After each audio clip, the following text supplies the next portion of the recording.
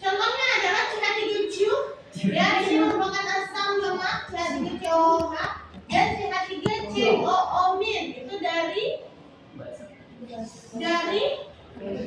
basa konjugasinya atau kita sebut garamnya. Dari mana garam didapat? Ya dari CH3CU. Direaksikan dengan basa kuat. Jadi ya ini adalah asam lemak yang sebelahnya adalah basa konjugasi. Kita lihat bagaimana cara membuatnya. Ada dua cara. Yang pertama adalah langsung mencampurkan si lemak dengan garamnya. Yang kedua adalah mencampurkan asam lemak berlebih dengan basa kuat. Syaratnya apa? Asam lemaknya harus berlebih. Yang pertama adalah langsung CH3CU. Ini adalah asam lemak ketemu dengan garamnya, ya, atau kita sebut CH3CONA. Yang kedua adalah dengan CH3CU berlebih, harus berlebih, ketemu dengan NaOH. Yang banyak berarti harus yang lemah. Ya, bagaimana ini jadinya reaksinya?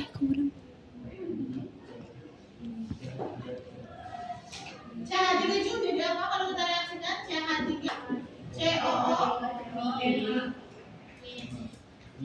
Kalau kita ionisasikan CH3CU, CH3COO- ditambah H+.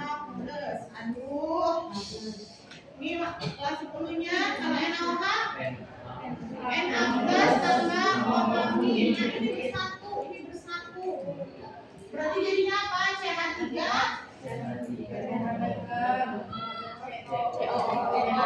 CH3CUNA plus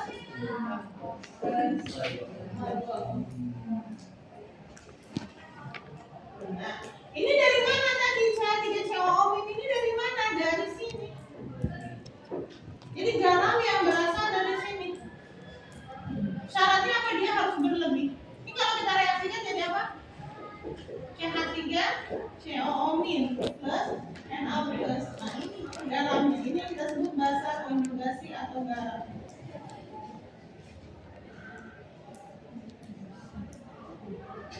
Kenapa dia harus berlebih? Nanti biar yang bersisa adalah sama si lemak dengan garamnya. Contoh, saya punya 20 milimol. Di sini 10 milimol. Di sini berapa? Di sini berapa? Di sini berapa? Di sini berapa? Di sini berapa? Halo? Assalamualaikum? Aduh, ada? Di sini berapa? Betul, tidak ada. Kenapa? Karena mula-mula produk selalu tidak ada. Ya, mula-mula bereaksi sisa. Maka siapa yang bereaksi? Berapa di sini? Siapa bereaksi pembatas? Siapa bereaksi pembatas? NaOH. Kenapa NaOH? Kenapa NaOH? Mau dibagi koefisien hasilnya full. Paling kecil itu kita sebut reaksi pembatas.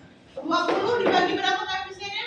1 berapa? 10 dibagi berapa koefisiennya? 1 berapa? 10. Apa mana yang paling kecil? Maka NaOH reaksi pembatas. Ada baru semester kemarin. Berarti berapa di sini? 10. Kenapa 10? Karena NaOH tadi 10. Karena dia reaksi pembatasnya. Dibagi dengan koefisiennya 10. Ini koefisiennya sama, berarti di sini juga 10. Di sini 10. Kenapa 10? Koefisiennya sama. Maka ini koefisiennya berapa? 1. Berarti di sini 10. Di sini berapa? 10.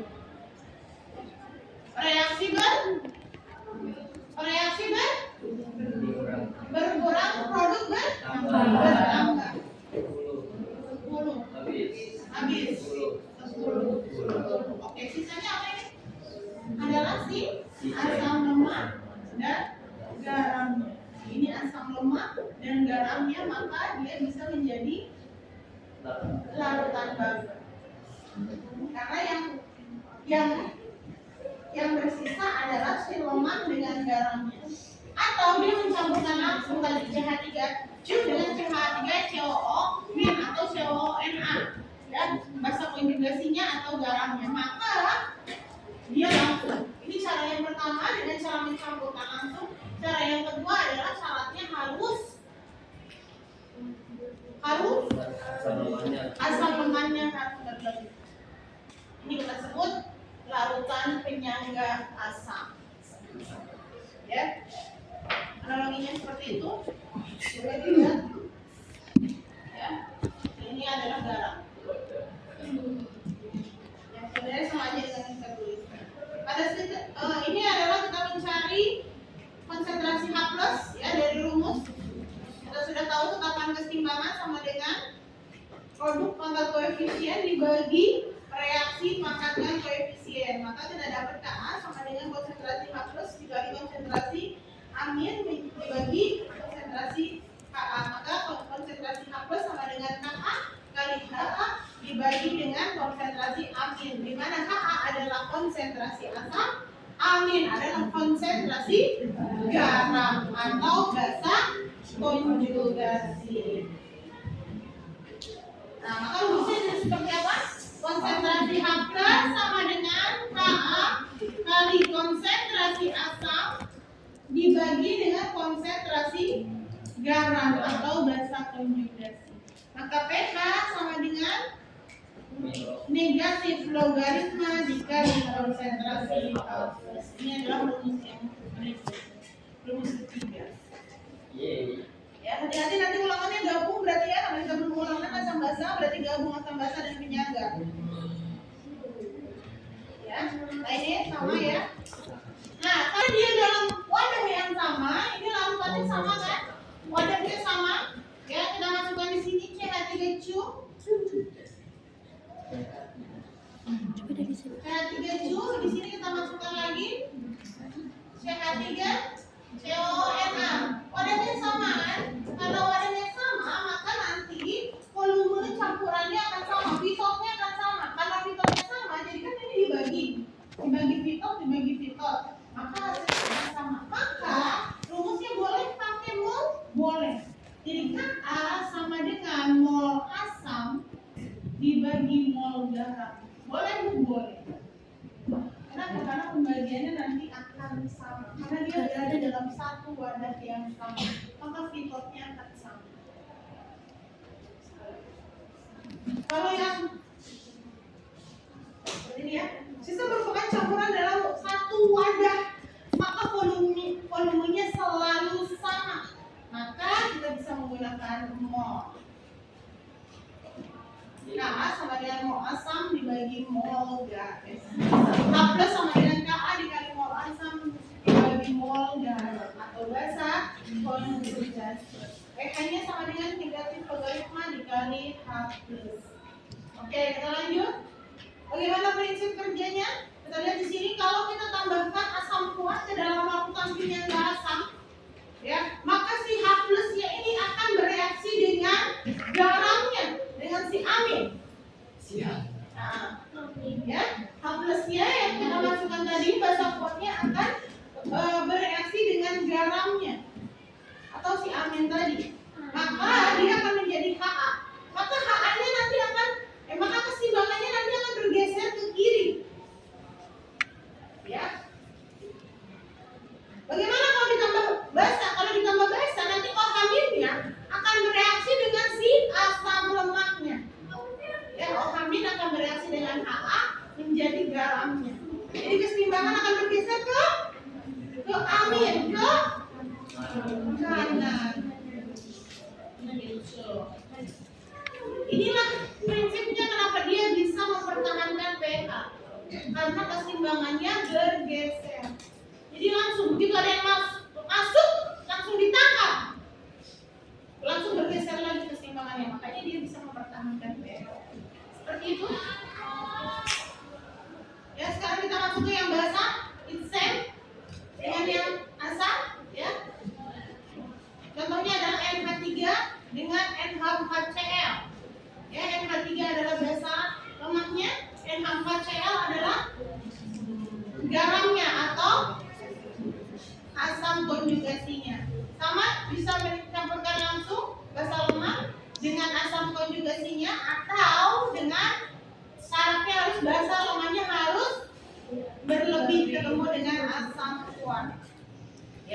kerjanya sama, ya maka rumusnya juga sama, ya tinggal yang